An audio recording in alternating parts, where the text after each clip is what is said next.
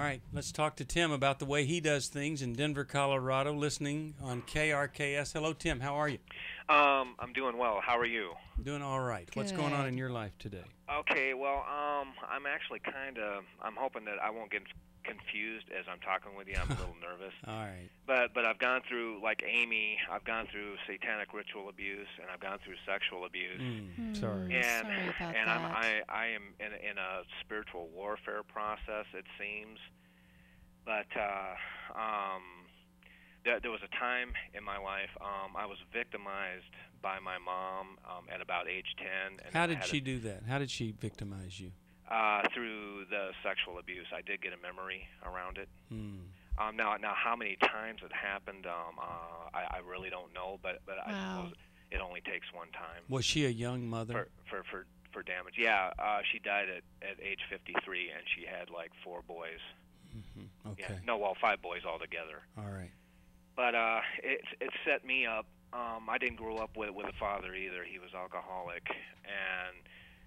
and I don't think this thought just comes out of the blue. I think it was subconscious, and it may have been connected with the occult stuff that I had to go through. But one day I just decided I'm going to walk downtown, and I found out, about the gay bars, and ended up crossing the gender line. Yeah. And I'm thinking some of that would probably have to do with just stuff that I didn't get from my father. Okay. But it's like where I'm at today, the question that I need to ask you, and I'm not sure if you can answer it all that well or not. Well, we're never sure we can answer anything. So okay. You're in the boat. Okay, I know that I am not a homosexual. I have feelings for women. And I want to be able to be in relationship with women, but it's actually difficult to be able to trust women because of what I've been through. Yeah. But having gotten caught up in that lifestyle, I turned my back on it simply because it was very self-destructive. Okay. And I don't have a whole lot of respect for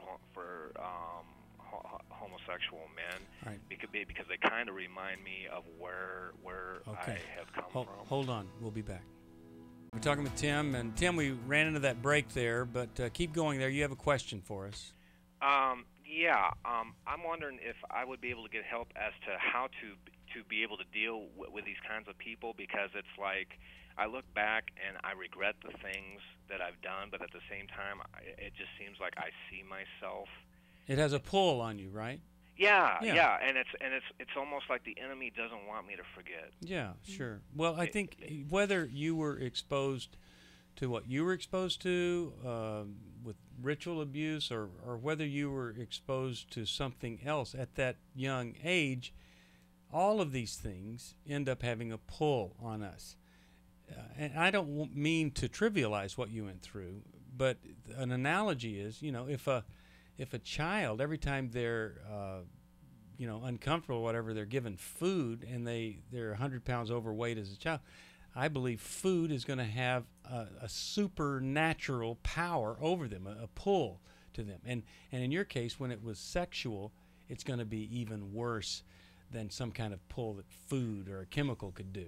So I really feel for you. But are you saying, how do I live with this influence or this pull on my life? How do I live a normal life? What is specifically, ask me? Well, basically, how can I live like a normal life? Because one of my fears is if I get to know a woman, oh my God, she's going to find out that I've had homosexual relations. All right. Well, I know of a lot of women who know that about the men they're married to before they got married.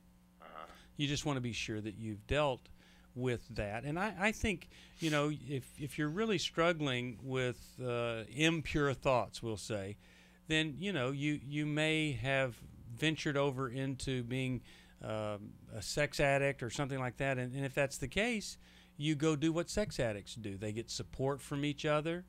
They have somebody that they can call 24 hours a day that's safe. You get into a group of a couple other guys that can really disciple you and bring you along, good guys, that just really care about you. Or you go to your pastor and say, here's the deal. Because I think you're going to find, rather than rejection, I think you're going to find a tremendous amount of acceptance that this is just a very common struggle for a guy who was abused like that when he was younger. Well, it kind of seems like it's like this addiction wants me isolated. Yeah. And I'm going. Okay. I'm at a place where I'm going from having been stuck in that fantasy world for so long. Right. Now I'm starting to face reality. Yeah. And I'm kind of feeling like, whoa, it's like, and it might be that I'm not taking enough action. Well, listen to what Mylon has to say. Mylon's got some good insight on this. He was talking about it at the break. Mylon? Okay. Tim, how old are you? I am 45. Wow. Okay. Ever been married? I've never been married. All right. Well, here's the deal. The desire is there. Okay. Yes. Well, here's the deal, Tim. When a child is raised in a chaotic, disorganized childhood, in adolescence, they walk into adulthood very chaotic, disorganized, and internally dysregulated. They don't know how to manage themselves well in an adult world. They make wrong choices. They get mixed up. They get pulled into things. They're easily impressionable.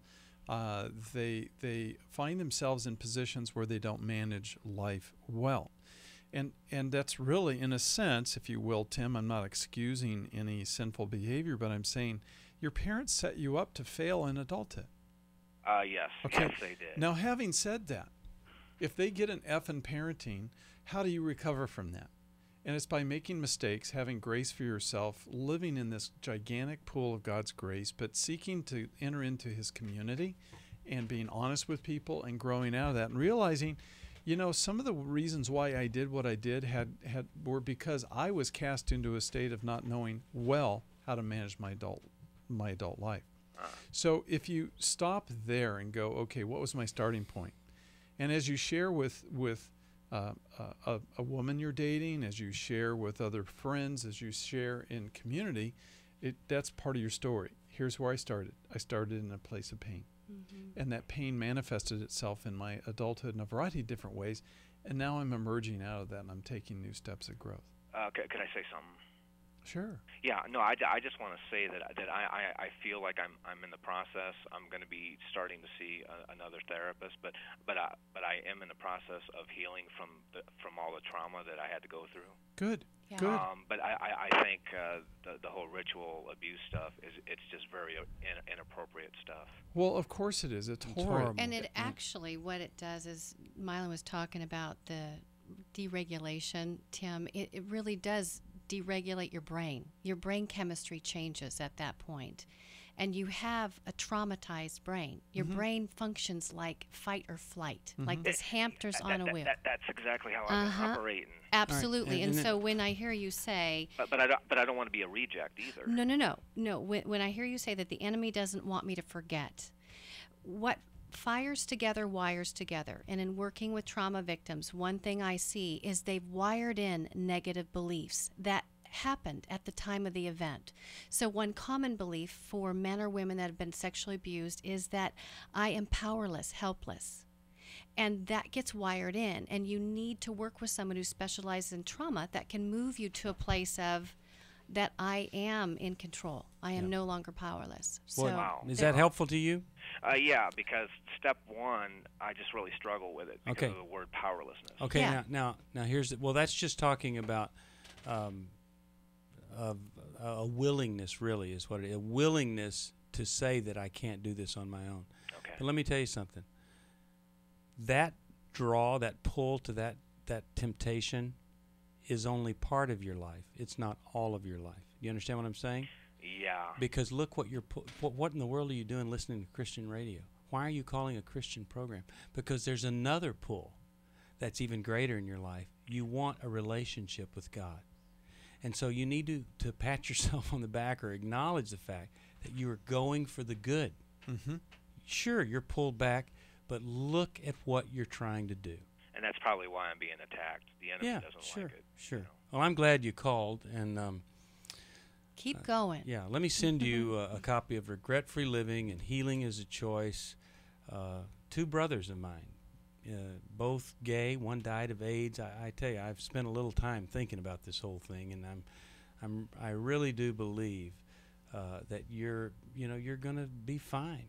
you just need to stay the course that you're on right now. Okay. Yeah, I appreciate that. Honestly, just tell me something real quick. Do you think people are born that way, or it's because of sexual abuse and trauma? I think it could be a combination of a lot of things. I think it's different in different people, but I think that there is a genetic predisposition. Sometimes the release of hormones at the improper time in gestation, all of these kinds of things can have an influence. Okay. All right, okay. man. See you later. All right, thank you. Glad you called. All right.